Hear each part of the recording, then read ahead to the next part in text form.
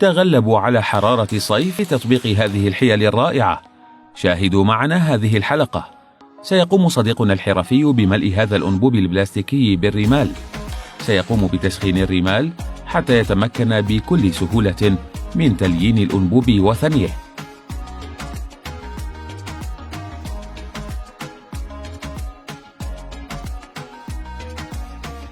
بعدها سيستخدم الحرفي آلة لحام الأنابيب لتثبيت أنبوب آخر بأنبوبه الدائري.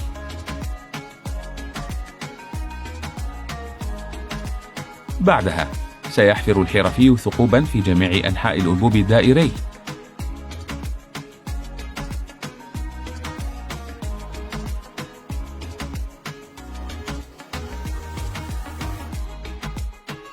بعدها سيرش الأنبوب بالطلاء الأحمر. هل خمنتم ما هو هذا الشيء؟ إنه دش استحمام خارجي.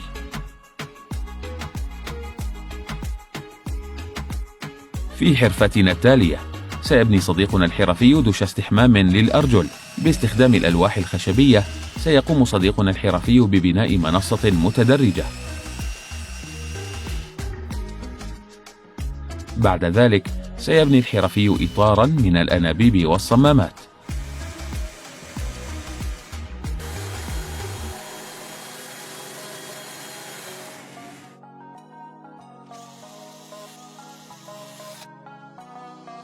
سيستخدم الحرفي مرة أخرى آلة لحام الأنابيب البلاستيكية لعمل المواسير الخاصة بمنصة الأرجل.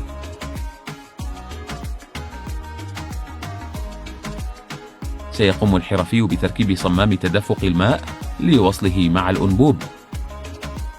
سيقوم بتثبيت الأنابيب مع منصة الاستحمام.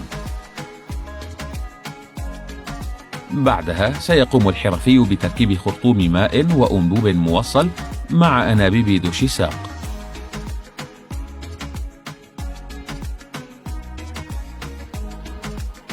سيثبت الزنبركات عند زاوية المنصة. سيقوم صديقنا الحرفي بحفر الثقوب في الأنابيب، وكخطوة أخيرة سيثبت هذا اللوح الخشبي. يا لها من منصة استحمام رائعة! في حرفتنا الأخيرة سيقوم صديقنا الحرفي بقص 4 زجاجات صودا كبيرة. سيحفر الثقوب في زجاجة الصودا الحمراء باستخدام آلة اللحام.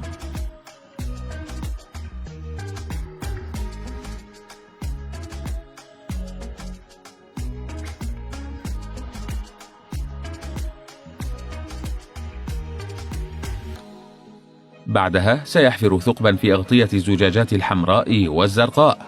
بعدها سيقوم بلصق أغطية الزجاجات معا، وكخطوة أخيرة سيثبت الحرفي هذا على المروحة الكهربائية.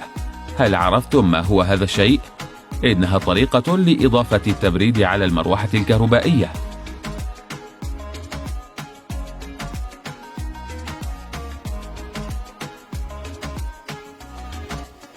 لمزيد من الحرف الإبداعية تابعوا صفحة كرافتي باندا.